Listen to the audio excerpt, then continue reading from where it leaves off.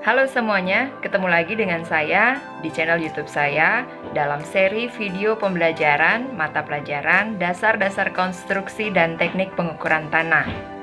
Kali ini kita akan membahas topik tentang K3LH, khususnya lagi tentang alat pelindung diri.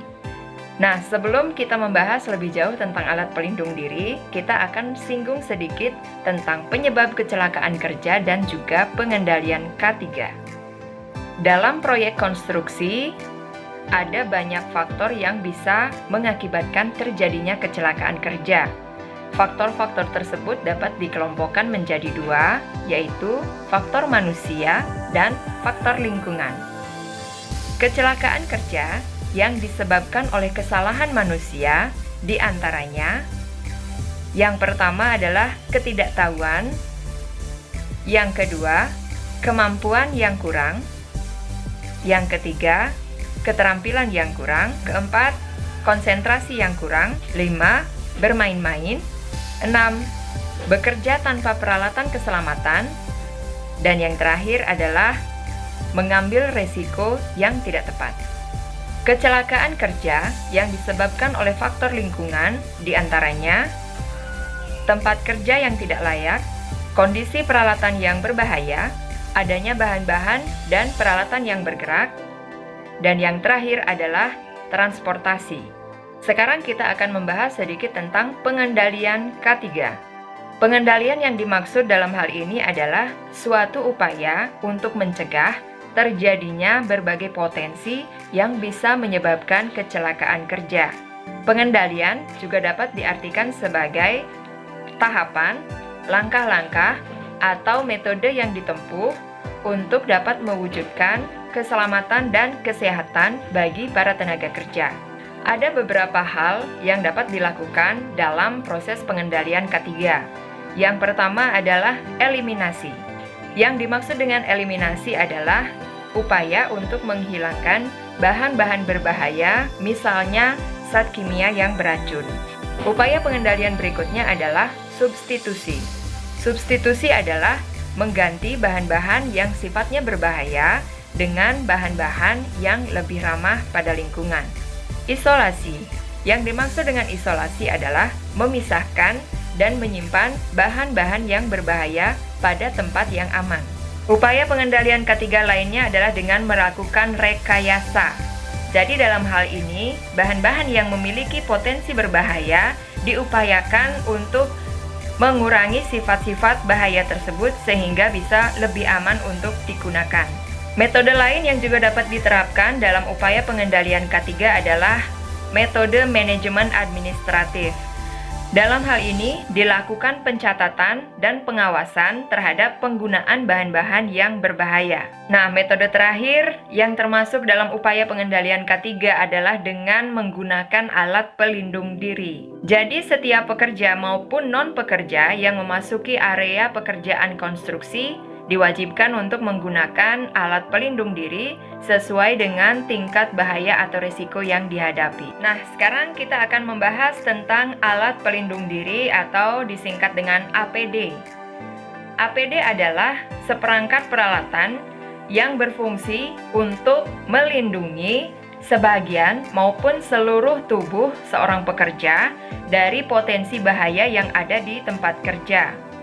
APD ini merupakan perlengkapan wajib yang dikenakan oleh seorang pekerja untuk melindungi pekerja itu sendiri maupun orang-orang yang ada di sekitarnya. Dalam video pembelajaran ini kita akan membahas beberapa saja peralatan APD yang wajib dikenakan khususnya dalam proyek konstruksi bangunan. Yang pertama adalah helm keselamatan atau safety helmet. Helm keselamatan atau safety helmet berfungsi untuk melindungi kepala dari pukulan, benturan, maupun kejatuhan benda tajam atau benda berat yang mungkin saja terjadi di proyek konstruksi. Nah, helm ini juga berfungsi untuk melindungi kepala dari radiasi panas, percikan api, maupun percikan bahan kimia berbahaya. Peralatan berikutnya adalah alat pelindung mata dan alat pelindung wajah.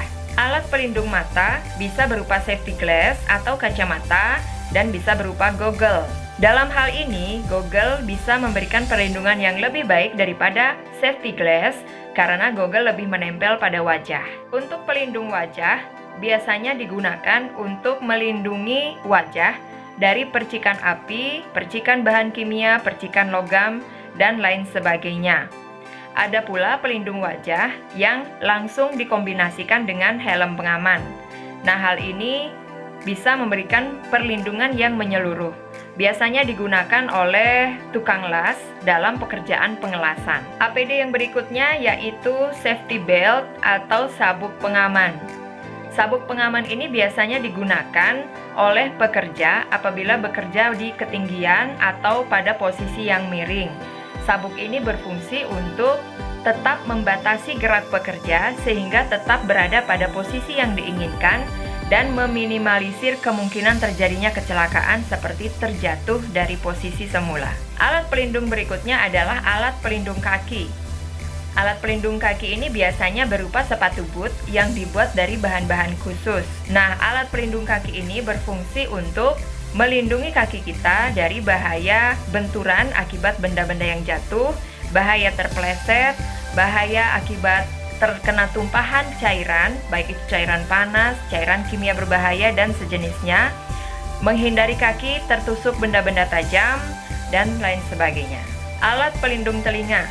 Alat pelindung telinga ini bisa berupa earplug atau alat sumbat, atau bisa juga berupa penutup telinga atau earmuff. Alat pelindung telinga berfungsi untuk melindungi telinga dari berbagai macam kebisingan yang bisa saja terjadi di tempat kerja atau di suatu proyek konstruksi. Kebisingan ini biasanya ditimbulkan oleh penggunaan alat-alat yang menimbulkan suara. Nah, alat terakhir yang kita bahas dalam alat pelindung diri adalah sarung tangan. Sarung tangan ini bisa dibuat dari berbagai macam bahan sesuai dengan kebutuhan. Yang jelas, sarung tangan ini memiliki fungsi untuk melindungi tangan dari berbagai potensi bahaya yang ada dalam suatu proyek.